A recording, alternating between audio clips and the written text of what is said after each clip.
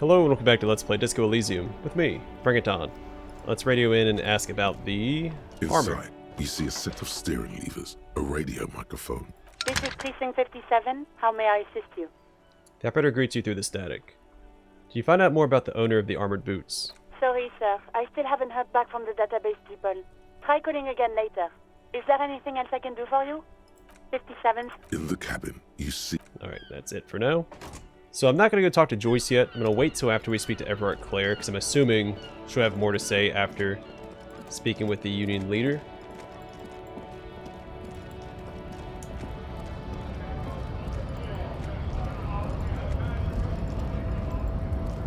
So let's head inside. Not inside the harbor, that is.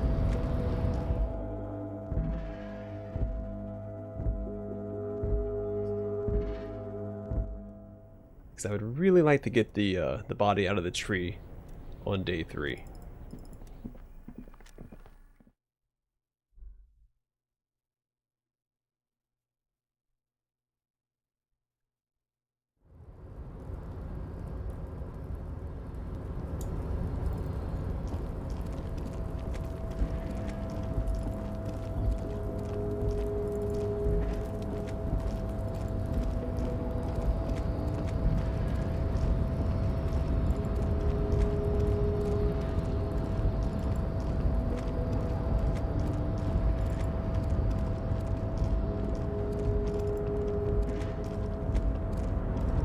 Make sure this is still easy Leo.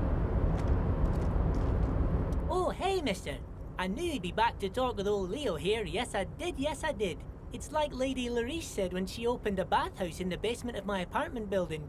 They can only get so far before they're aching to get back. And lots of folk really did keep coming back.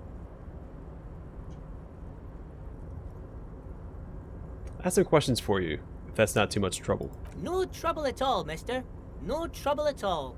It's like that old saying goes, wisdom withers if not shared. And old Leo is always up for sharing. Alright, let's see if Everart's home, or in his office.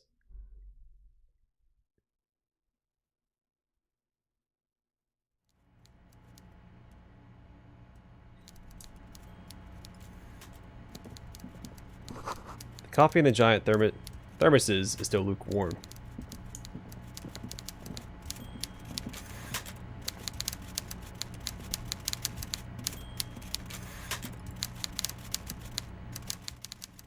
Before you is a walrus of a man, seated behind a large desk. He looks up from his work, not the least bit surprised to see you.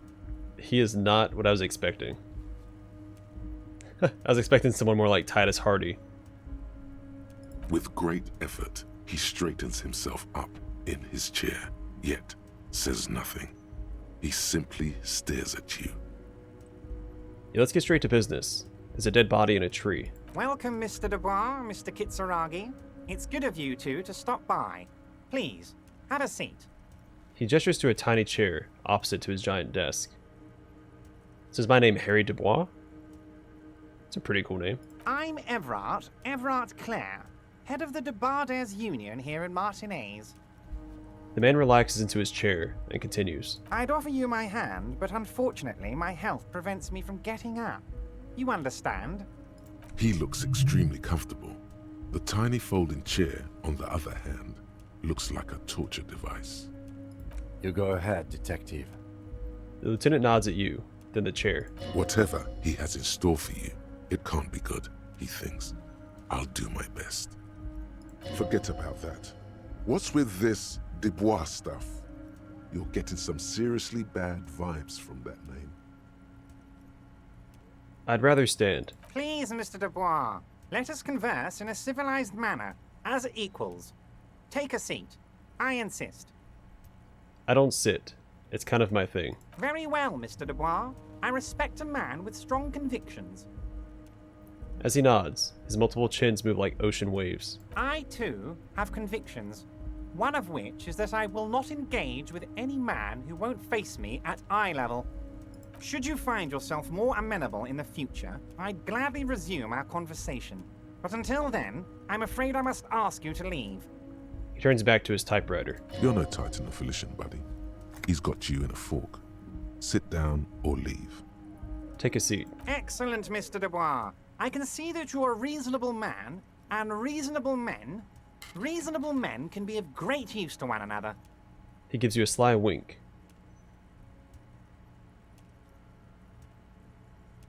Remain serious. So tell me, how can the head of the Debarders Union help a representative of the Revachol Citizens Militia today? The chair you're sitting on has got to be the most uncomfortable chair in the world. It's violating your backside. Oh, by the way, I heard you got a rather rude reception from a certain Lawrence Gart. Some people have no manners, it pains me to say. This should take care of that nonsense. He points to a giant novelty check on his desk. It's absolutely, comically huge. It should be sufficient to cover your expenses for a few days and patch over your differences with a cafeteria manager.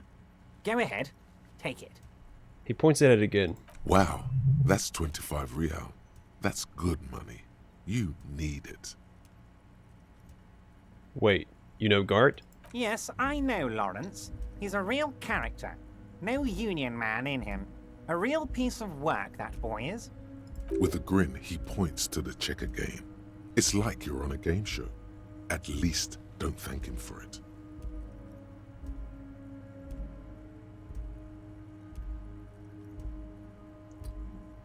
I don't know that I should take the check. Yeah, keep it. I'm good. Leave the check. Okay, okay. I respect a man with principles. No handouts, then. He crosses his arms about his ample midsection and sinks further into his chair. Now, I'd like to set your mind at ease about one other matter. Your lost gun.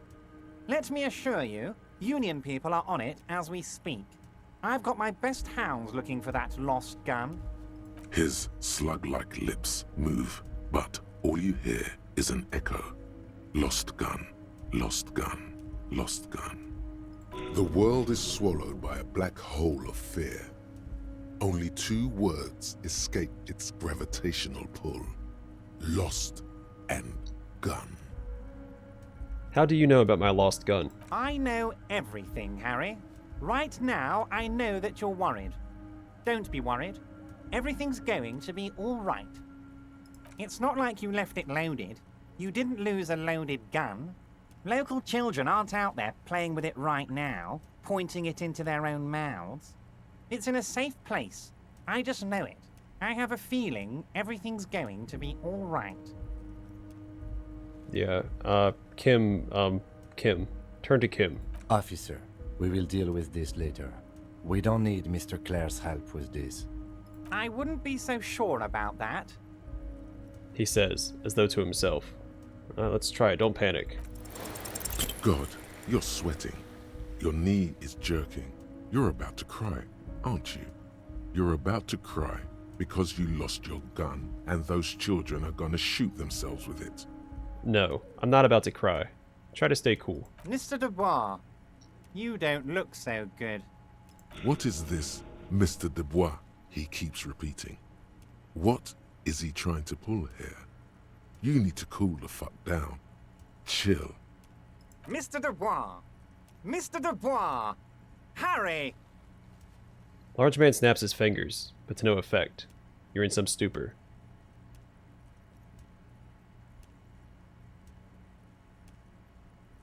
Keep sliding down the chair like a jello shot.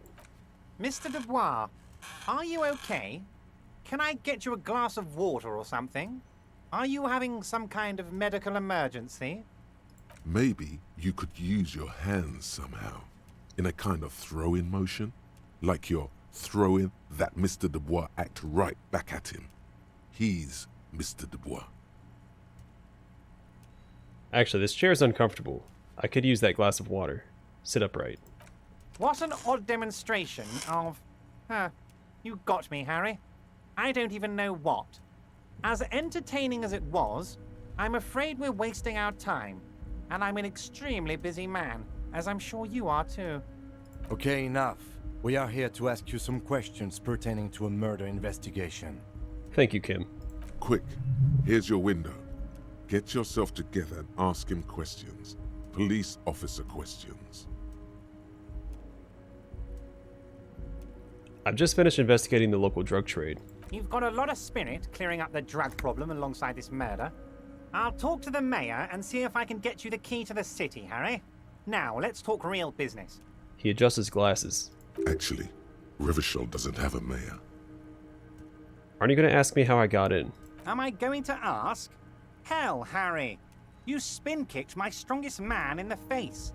I saw it from my window. Would you ask a man like that how he got into your container yard? You don't have a window. It was a figure of speech, Harry. Of course I don't have a window. I'm in a container.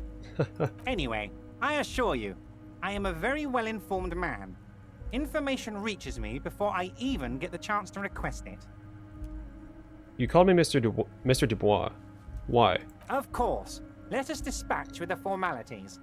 You call me Evrart, I call you Harry. That's what the hanged corpse called you. Harry. So that's really my name. My God, so it's true. I didn't want to believe it, but you are a fantastic science fiction amnesiac cop, aren't you? What are the odds of that? He shrugs with an amazed expression. I think the odds of that are very low. He looks at you. My memory is fine. I'm just testing you. So good to hear that, Harry. Apparently my sources were wrong. However, if you did have a spot of memory trouble, I could help you out. With my big fat folder. He pats the brown folder in front of him. Words flow like a river of honey from his lips. It's just a brown folder. You can't make out what's written on it. Are you trying to tell me you've gotten hold of some of our documents? The lieutenant inspects Evrart over his spectacles. Mr. Kitsuragi, would you mind? Me and Harry are talking about his lost identity right now. His eyes never leave yours. Don't just jump to the folder. That's not smart. Shows you're on the edge. Do some probing first. Let's get this straight. What is my full name? It's Harry. Harry Dubois. He glances at the folder. You feel like a Dubois, but you don't feel like a Harry. Strange. Actually, I do like it. Okay, I like it. I can work with that. And I can work with you, Harry. Now, what else can I do for you? He raises his index finger. Do you know anything about my family? Do I have a wife or kids or... Family? Harry, you're not a family man. There's not one peep of family in here. Unless you think you're a family man. Do you strike yourself as a family man, Harry? You're right, I don't. That's why I like you, Harry. A good man knows both his strengths and his weaknesses, and you, my friend, you are one of the all-time greats. His fat finger is pointing at you. What kind of a cop does it say I am? Well, Harry, if I were to sum you up in one word, it would be apologetic. He turns a couple of pages in the folder. What? I'm not apologetic. I'm confident. Well, you sure come off as very confident in all our interactions, Harry. You're a real man's man. He chuckles. Where did you get that folder? Ah, this? My friends in your organization gave it to me, Harry. He closes the folder. I find that very suspicious. May I have a look? I'm afraid this is meant for Union eyes only, Mr. Kitsuragi. I'm sure you understand. Please continue, Harry. He turns back to you. Have another look at that folder. As you look at the folder, Evrart covers it with his hand and pets it.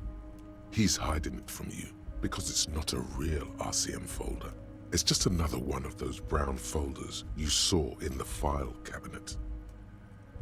That's not an RCM folder. Okay, Harry, you got me. This is from the Census Bureau, not the RCM. Those Census Bureau people are absolutely corrupt. You should do something about them. He says, grinning. He got the name from the Census Bureau, and everything else from your actions here in Martinez. Yes, Mr. Kitsuragi from the Census Bureau. Like I said, now I'm actually a very busy man, so is there anything else I can do for you, Harry? He looks annoyed. That means he doesn't really know anything about you. A pity. The mystery of you will have to remain a mystery for the time being. So the Census Bureau says my name is Harry Dubois. Yes, that's what I said. Try to keep up, okay? Let's move on. Could you help me get a dead body down from a tree? You might have noticed there's one hanging on a tree behind the hostel cafeteria. Oh my. Don't take this question personally, but why would I get involved in this matter? He smiles pleasantly. Mr. Claire, the man was hanged with a cargo belt. A steel-reinforced cargo belt. It's safe to assume the Union had something to do with the murder. Besides, getting the body down would benefit all of us. It's a stain on the neighborhood. Yeah, you're a community leader. Help your community out. I can certainly see how having him up there might start affecting some real estate values. He licks his fat lips and smiles. But of course, all joking aside, I am going to help you. He picks up the handset of a radio phone to his right, then clicks a button. Jean-Luc, the cop who bested you in physical combat is here, and he has a little dead body in a tree problem. Namely, he needs it to be taken down. Please extend him this courtesy. You can find Luke down at the gates, but you already knew that. Anyway, he's going to help you, now that he's back on his feet. He turns back to you, and then he smirks. Let's talk about my lost gun. Yes, your lost gun. My best men are on it. They're turning every stone, searching every playground, asking kids, grandmas, everyone. His face turns serious. Your gun will be found, Harry. Let me assure you of that.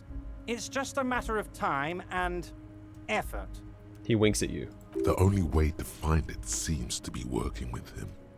He might even be holding your gun hostage.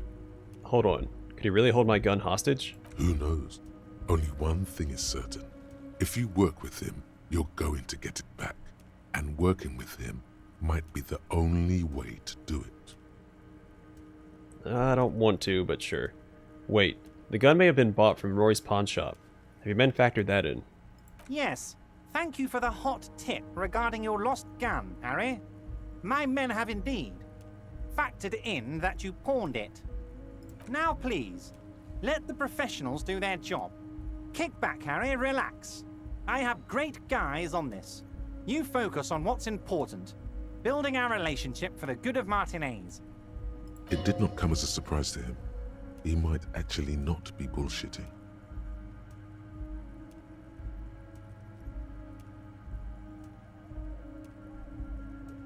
Yeah, I will not be blackmailed with this gun business. Harry, I was only trying to be tactful. A lost gun is a dangerous thing. I can't have it around in my neighborhood. Kids could be playing gun roulette with it as we speak. Teenage gangs could be arming themselves. Get a hold of yourself, Harry. His tone is suddenly very serious. I assure you we are working on locating the missing sidearm as well.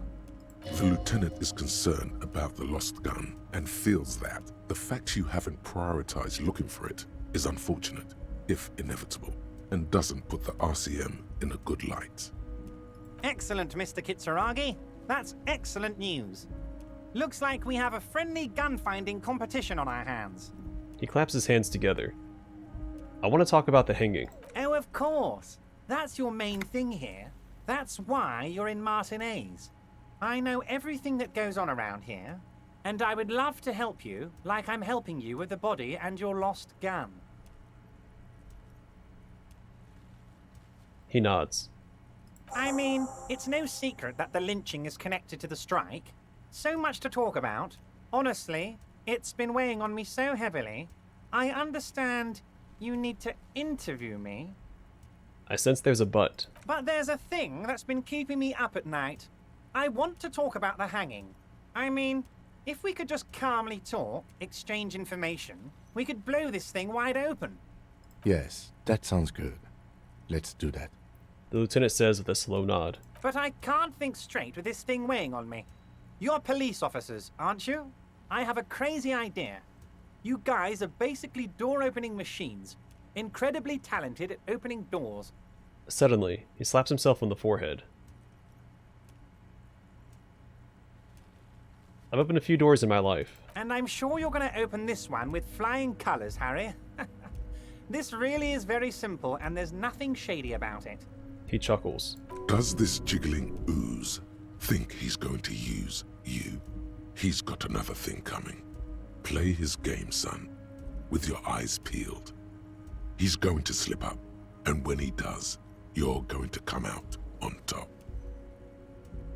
Why don't you just open it yourself? Harry, I'm a very busy man, and more importantly, I don't have that extraordinary physique you do. You look like you could run around all day. He slams his fist together. You want to send someone a message that the police are working for you. I repeat, I'm a very, very busy man, Mr. Kitsuragi, and therefore I must occasionally enlist outside help. So what will it be, Harry? He turns back to you. Whose door is it? Oh, no one's. It's just a weasel. A weasel lives there. Nothing for you to worry about. What do you mean by a weasel? A loud blabbering weasel. When weasels feel no one is watching, they start acting foolishly. He removes his glasses and rubs his nose. Just go there, unlock the door, and leave it open.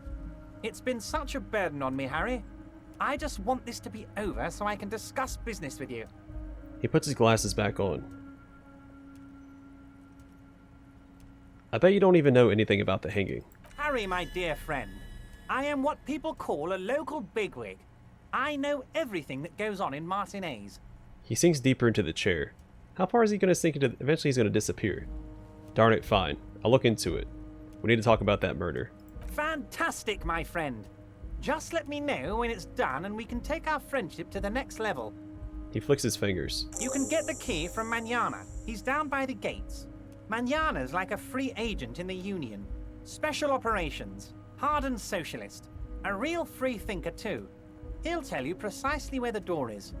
One last thing, Harry. He smiles, obviously satisfied with how well he planned it all out. Just open the door. You don't need to go in or anything. I just want that weasel to come home and see the unlocked door. I met Joyce, the company representative. Oh, that's very nice. I haven't gotten around to her yet.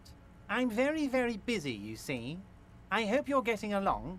He adjusts a button on his sleeve. One thing I want to make very clear, Harry, is that this is not some kind of union versus corporation situation. Everyone is just pals here. Just pals. We're all trying to do what's best for Martinez here. Don't feel like you can't cooperate with her because you and I are such good friends and I'm helping you get that nasty body down from the tree. And with finding your lost gun. I'm not a jealous guy. His smile widens.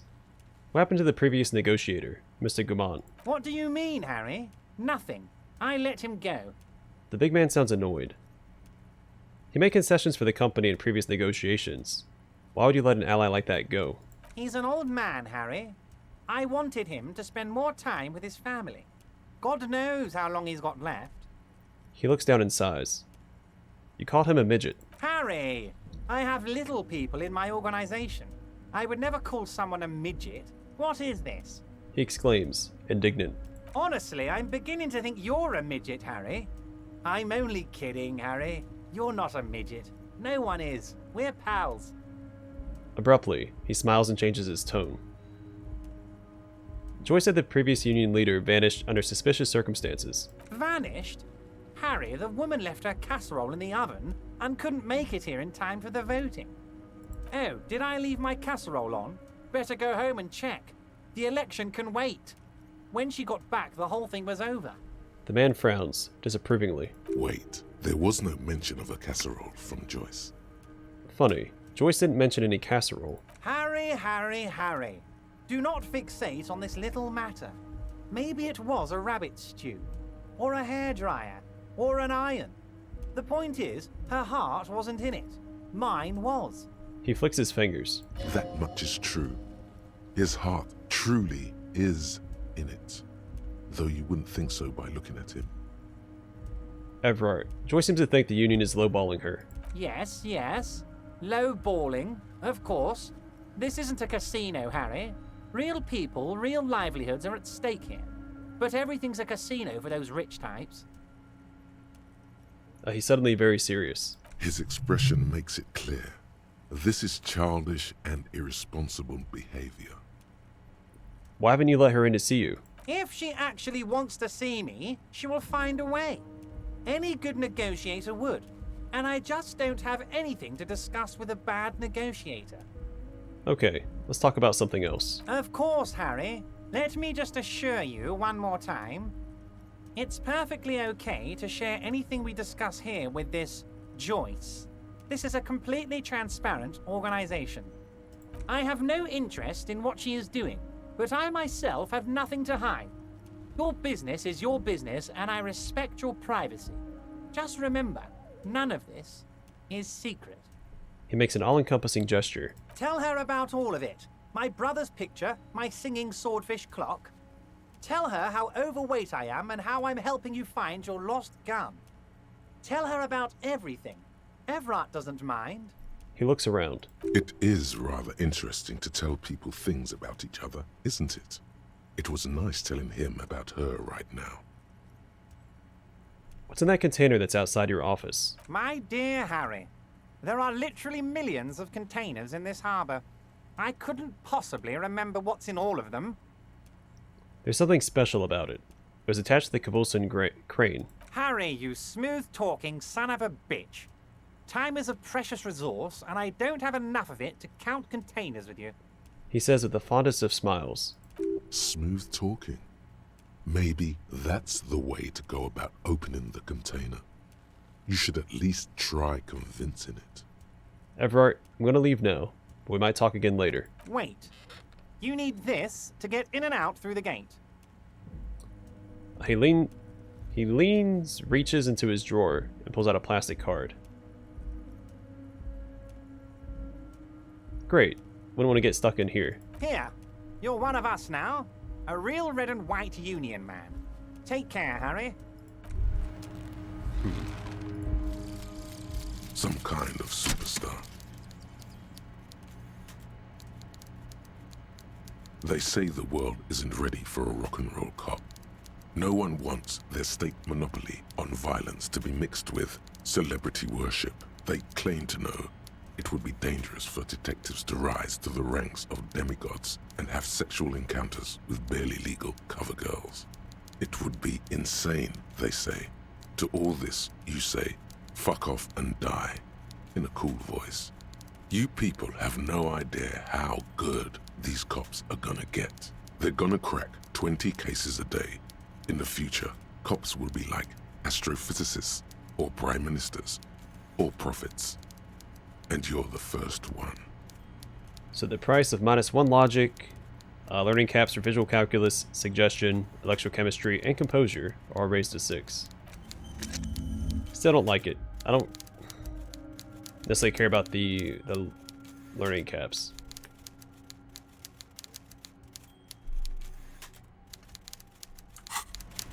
Maybe for motorics. It's only have 2 motorics in general, so maybe having higher learning caps for those would be okay. But I'm not super worried about it.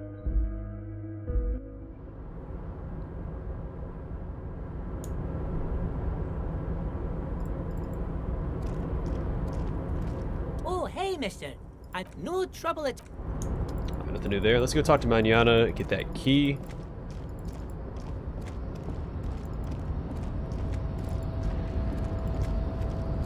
Let me try talking to the container as well. You're back before the cargo container. Its drawer has not lessened since you were last here. If anything, it seems to have grown slightly.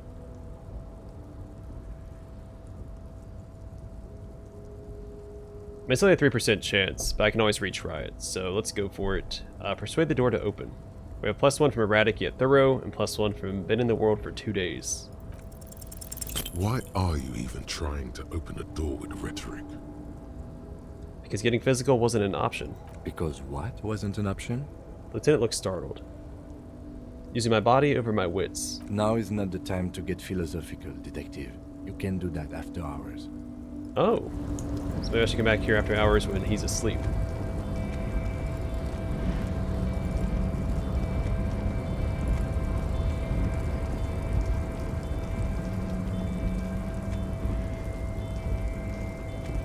Yeah, we'll get the key from Manana. I don't want to talk to Jean-Luc yet. Because that might take us to like a cutscene that's going to take longer than I wanted to take for right now, so... Get the key, we'll talk to Jean-Luc in the next one. get the body out of the tree, deal with that whole fiasco. Probably return to Joyce and speak to her. And then I guess do that quest for him. He wanted us to open up that door for the weasel. I don't know where that's at. Does it tell me? Behind the greenhouse in the backyard. Okay, I know where it's at.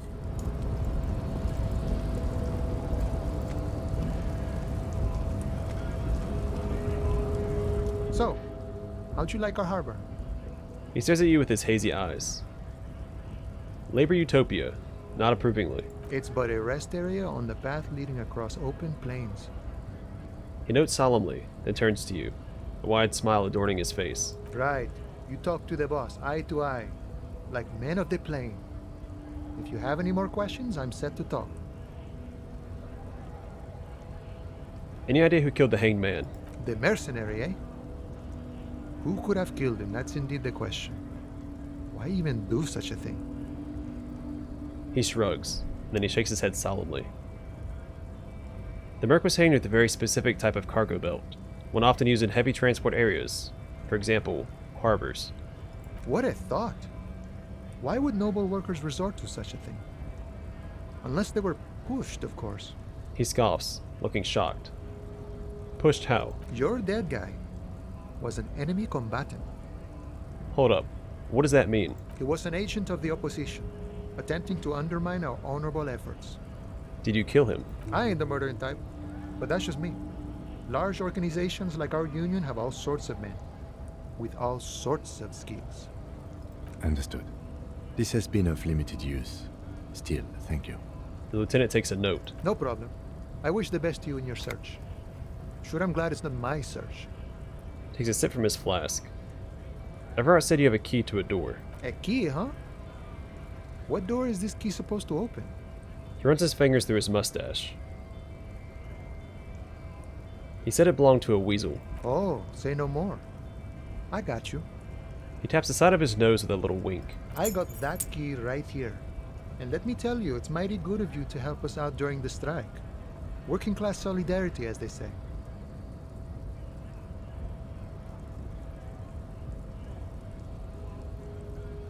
Yeah, I'm not really doing this for political reasons. Oh, so the none of the above type, are you? I get it, I get it. I like to keep my distance too. But it doesn't matter. It's a good thing you're doing. Thanks. He nods. What you're looking for is a basement door behind the greenhouse. That's behind the whirling in rags. That's all I know. Our organization is what you call compartmentalized. Means we keep out of each other's business. Okay, but where did you get the key from? The janitor gave it to me. Nice fella. We talked about life and things that really, truly matter. His gaze wanders off into the distance. None of this mess we're in. This jiving and juggling. What's it for? To feed our children, I guess. He doesn't wait for your answer. Anything else I should know about this task? This weasel person? When he'll be home? I'm more of a philosophical dock worker. I like to talk about the big picture stuff. Who I am, who you are, what we are fighting for. He shakes his head, and the man takes a big sip from his flask. Who he is and what they're fighting for? This is interesting. Ask him about the Hardy Boys. Actually, do you know anything about the Hardy Boys? Los Ardis? They're an independent militant group. A bit too high-strung, but it comes with the responsibility. He smiles. They're sort of like you. Preserve the rule of law and all that. Except it's Evrat's law. But really, they're just like you. He takes a swig from his flask. Why are you striking? We're negotiating our share. Your share. Aye. He seems pleased with himself. Wait, so not wages or pensions or... This stuff. They already covered. At least you got the benefits. That's something. It's not enough. Not enough to get ahead. More about keeping us in our place. How large a share would you like? All of it. However, right now we want all the harbor workers to be on the company's board, so they could take part in the decision-making process. The bossman, Evrart, what can you tell me about him? I think it's best you make up your own mind now that you've met him. In my eyes, he is a capable organizer and a decent businessman. He shrugs. What does bossing the Union entail anyway? I guess you kind of get to be the village chief. He oversees the harbor, makes deals with the owners or other relevant parties, watches out for his own. By that, you mean corruption? By heavens, why would he not be corrupt? We live in a harsh and disordered world, see? And in this world, the old man is corrupt for our benefit, and we know it. Appreciate it even. He is, personally, not too lavish. The desk seemed lavish to me. He is reasonably lavish, sure. That's his prerogative. It's not like you want a saintly demeanor on a corrupt motherfucker. That would be a manipulative illusion. Besides, there are no non-corrupt systems in the world anyway, and moralism is the most corrupt of them all. Hey, my character unintentionally became a moralist? Are you a communist? No. I don't think I'm a communist. Seeing something of value and saying I want it all to myself is a much older and simpler notion. No science to it at all. He pauses to think for a moment. Even a weak child can think it. The only things holding someone back are I can't and I shouldn't.